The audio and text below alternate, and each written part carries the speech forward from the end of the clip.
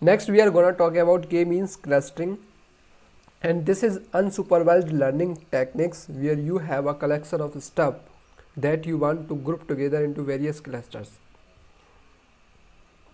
Maybe it's movie genre or demographics of people, who knows, but it's actually a pretty simple idea. So let's go and see how it works. Alright, let's talk about k-means clustering. Very common techniques in machine learning where you just try to take a bunch of data and find interesting clusters of things just based on the attributes of the data itself.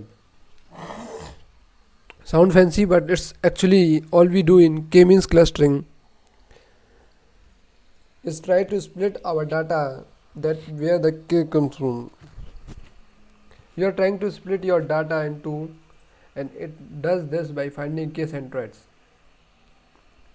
So basically what a group a given data point belongs to is defined by which of these centroid points it's closest to in your scatter plot.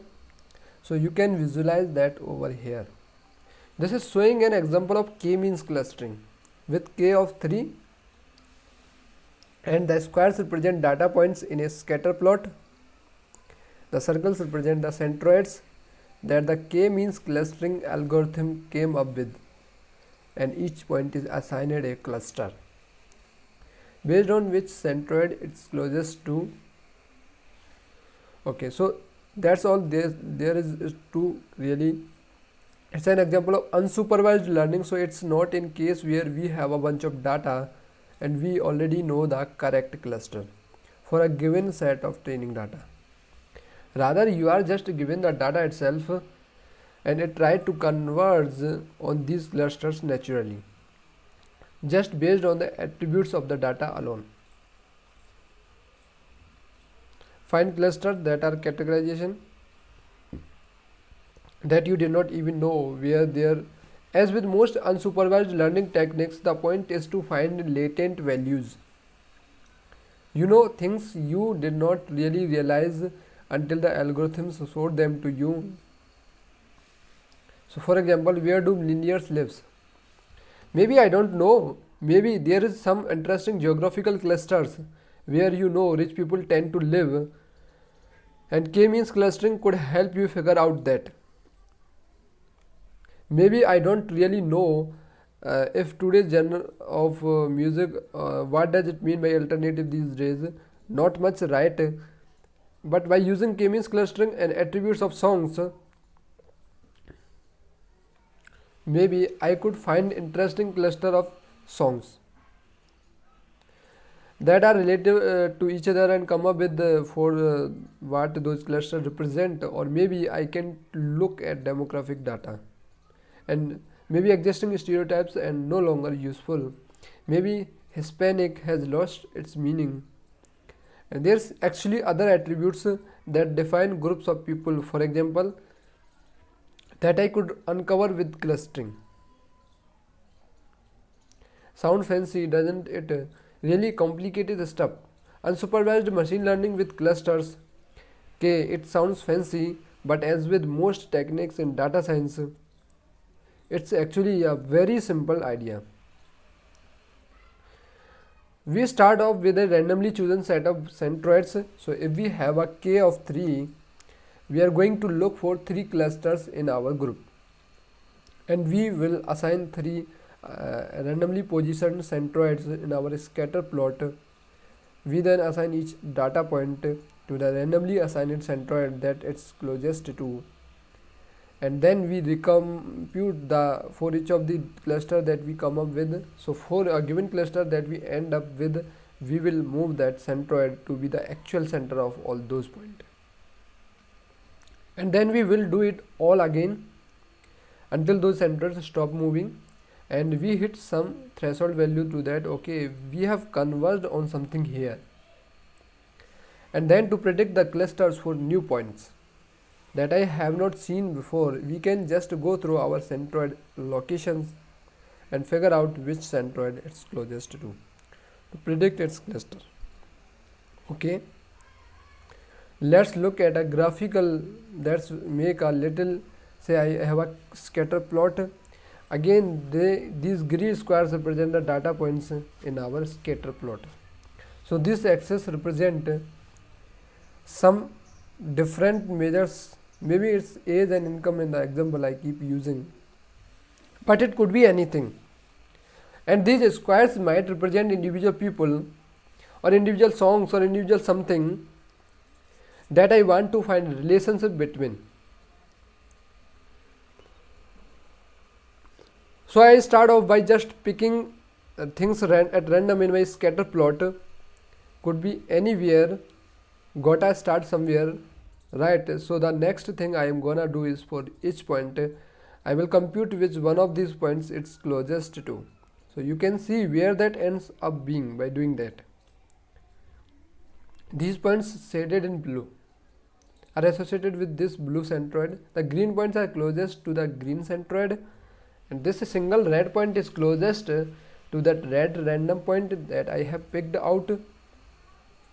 But you can see, that's not really reflective so of where the actual clusters appear to be. So if I do this again, what I am gonna do is take the points that end up in each cluster and compute the actual center of those points. So for example, in this green cluster here, the actual center of all that data turns out to be lower. So we are gonna move that down. In this red cluster I only had one point. Its center moves down to where that single point is. And the blue point was actually pretty loose, so that just moves a little bit, and on this next iteration we end up with something that looks like this. Now you can see that our cluster for red things has grown a little bit, and things that moved a little bit with those got taken from the green clusters. And if we do that again, we can probably see what's gonna happen next. That green centroid gotta move over here a little bit. The blue centroid is still about where it should be, but at the end of the day you are gonna end up with the clusters you would probably expect to see. The red cluster will end up being this group, and blue will end up being this group, and green will end up being that group. And that's how k-means works. So it just keeps iterating, trying to find the right centroids until things stop moving around and we converge on a solution. So there are obviously some limitations to k-means clustering. First of all, we need to choose the right value of k, and that's not a straightforward thing to do at all. The principal way of choosing k is to just start and keep increasing the value of k. How many groups you want until you stop getting large reduction in squared error. So if you look at the distances from each point to their centroid, you can think of that as an error metric, and at the point where you stop reducing that error metric, you probably have too many clusters, so you are not really gaining any more information by adding additional clusters at that point. And also there is the problem of local minima. So you could just get very unlucky with those initial choices of centroids, and they might end up just closing on local phenomena instead of more global clusters. So usually you want to run this a few times and maybe average the results together.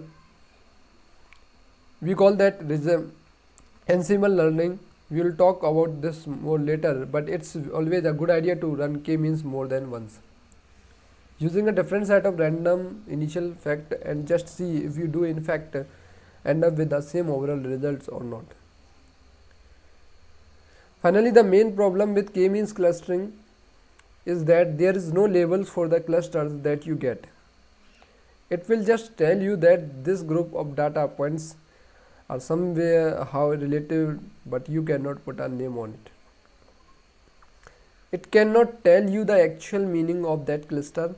Let's say I have a bunch of movies that I am looking at, and K means clustering tells me that a bunch of science fiction movies are, but it is not gonna call them science fiction movies for it. It's up to me to actually dig well and figure out well, what do these things really have in common? How might I describe that in English? That's the hard part. And K-means would not help you with that. So again, scikit-learn make it very easy to do this. Let's go actually do an example and put K-means clustering into actions.